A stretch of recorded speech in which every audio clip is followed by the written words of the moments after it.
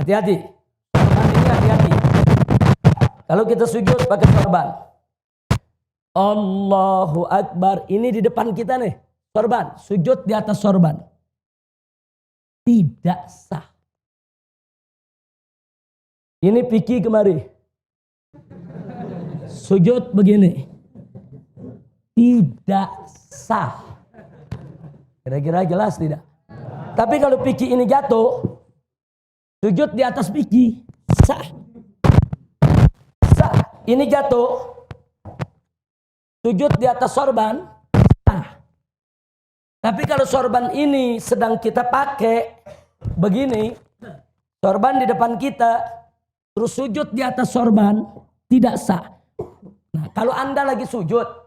Tahu-tahu nggak sengaja ini begini. Anda udah sujud begini. Turunkan aja ini. Ini turunkan, selesai. Sholat Anda sah. Paham?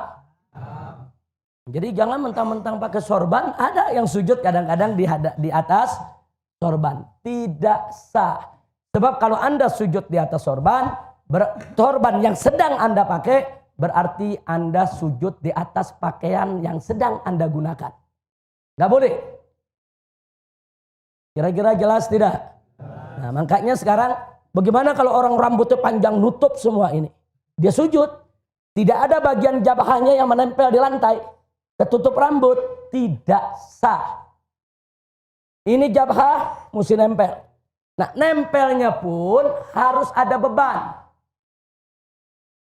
Contohnya beban. Andai kata. Ini tempat sujud saya tepung atau bedak. Andai kata bedak. Kalau saya sujud, saya angkat. Ngejiplak, ada tanda sujud. Itu berarti saya sujud dengan beban. Ada orang sayang menjambulnya. Dia sujud hati-hati, saudara. Cuma nempel begini. Ada yang begitu. Andai kata ada bedak, nggak ada tanda sujud. Tidak sah. Sujud itu bukan sekedar nempel, tapi ada beban. Nah, jadi kalau dalam kitab fikih diumpamakan andai kata ada tepung, tepung itu ada bekas cap jidat kita. Kira-kira jelas tidak? Paham? Nah, jadi sujud ada tata caranya. Jangan sembarangan kita sujud. Posisi kaki jari lihat, posisi tangan lihat, posisi jidat lihat. Nah, ini yang penting. Termasuk perempuan yang suka yang pakai apa? Mukena. Kadang-kadang mukenanya panjang, begitu dia sujud, mukenanya di depan. Dia sujud di atas mukena. Tidak sah. Makanya hati-hati tempat sujud kita. Nah, jangan sampai berkaitan dengan apa yang sedang kita pakai. Kira-kira jelas tidak? Paham semua?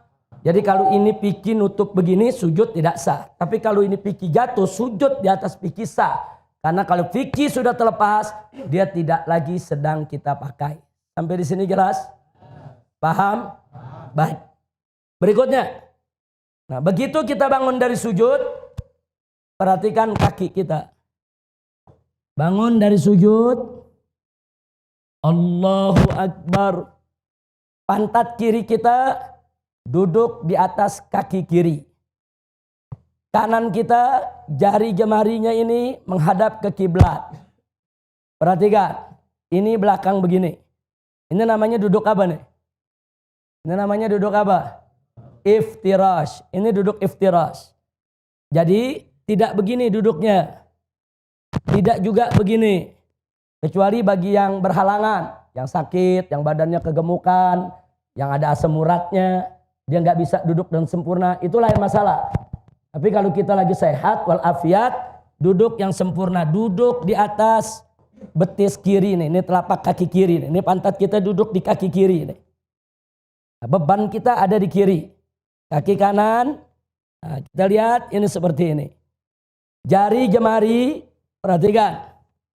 Begitu kita duduk, jari jemari kita tidak megang dengkul, enggak. Jari jemari kita di atas paha, bukan megang dengkul. Di atas paha, jangan dibuka lebar. Jangan dibuka lebar, tidak mesti terlalu rapat, biasa saja. Jari jemari kita menghadap kiblat. Tanah kiblat, semua menghadap kiblat, kita punya jari. ujung jari sejajar dengan ujung dengkul kita. Jadi bukan di atas dengkul, tapi di atas paha ujung ini. Seperti ini. Nah, jadi ini kaki kita seperti ini, belakangnya, depannya seperti ini. Sampai di sini jelas tidak? Kemudian kita sujud sama seperti itu. Nah, setelah sujud kita akan berdiri. Nah, dalam mazhab Syafi'i saat kita mau diri ada sunnah untuk kita